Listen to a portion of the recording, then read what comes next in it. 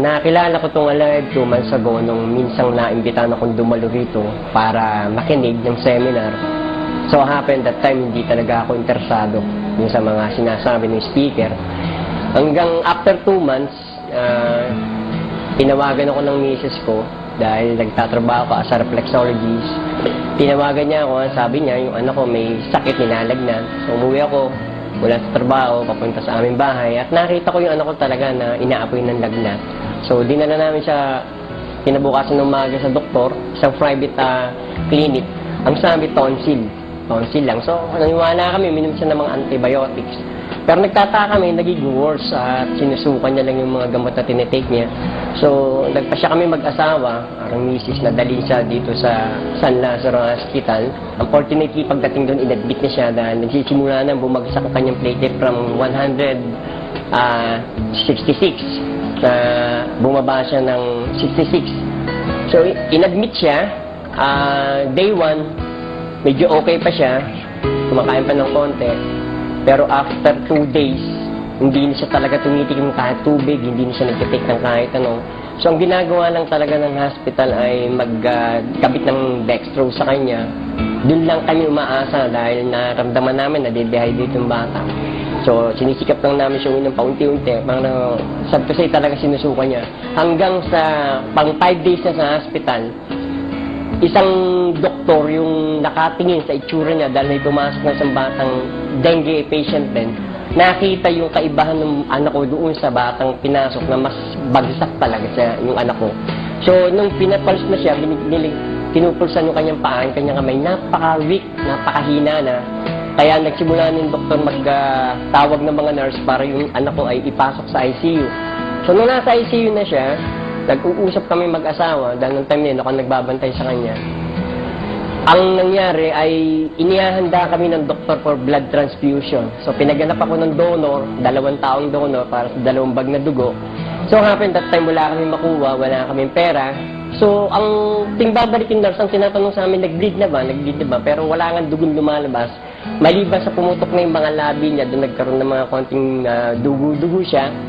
At tinatlo yung swerong tinabi sa kanya. Maraming mga ginamit na gamot, puro IV o intravenous na tinatawag, sinasaksa sa swero.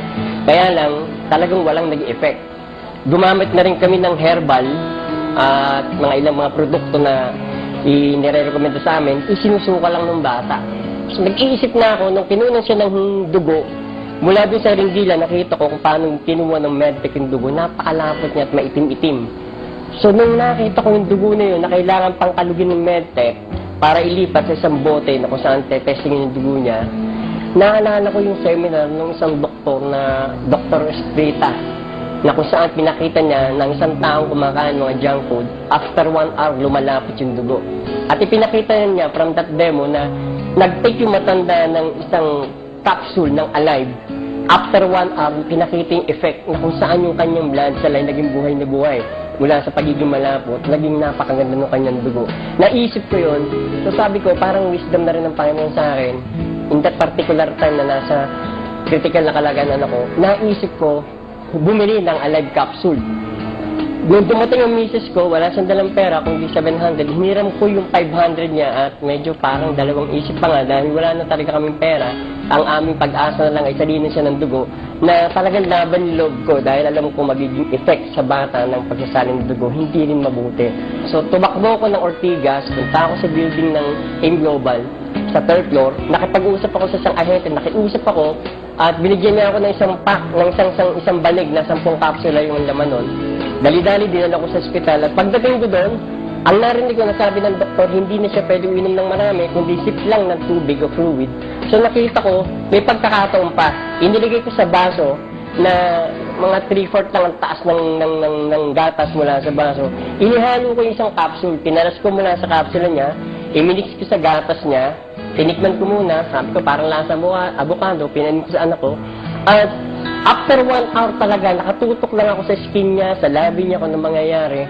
Yung unang 1 hour na yon, parang walang effect. Maliban sa nakita ko yung labi niya, mula sa pulang-pula, naging parang medyo orange siya. Sabi ko, parang pero sabi ko, hindi ako naniniwala walang mangyayari dito. So after 3 hours, pinainom ko uli siya, the same method, pinansip ko lang sa kanya, At nung hindi siya nagsusuka, natuwa ako. So tinuloy ko ulit after 3 hours noon, hanggang 5 o'clock in the morning, nag-start kami ng treatment ng 5 o'clock ng hapon. 5 o'clock in the morning, nakaka-4 na kapsula siya. Paggising niya, humingi siya ng isang basong gatas, humingi siya ng pagkain at nakita ko kung paano siya talaga na nabuhay, nagsigla yung katawan niya. Ang nakita kong effect talaga ng Alive, una, yung color ng skin niya. Nakita ko kung paano umepekto yun sa dugo. Pangalawa, yung appetite niya, talagang nabuhay appetite niya, kumain siya. At mula doon sa oras na yun, nalasing ko ng madaling araw, hanggang alas 12, maniniwala ako sa hindi, maraming pwede magpatotoo sa amin, sa mga kasama namin sa ICU. Yung anak ko, nasa ICU, pero nagbe-breakdown na siya. So, ganun ka-tremendous yung pangyayari mula nung mag-take siya ng Alive. Naniniwala ako na yung Alive capsule ay ginamit na instrumento ng Diyos. Hindi kami nagsasalita ngayon dahil sa kanumbagay, kundi nagpapatotoo kami upang malaman ng maraming tao na ang produkto na M-Global, special ang Alive capsule, ay naging very effective sa aking anak at naniniwala rin ako magiging effective din to sa ibang tao. Alive.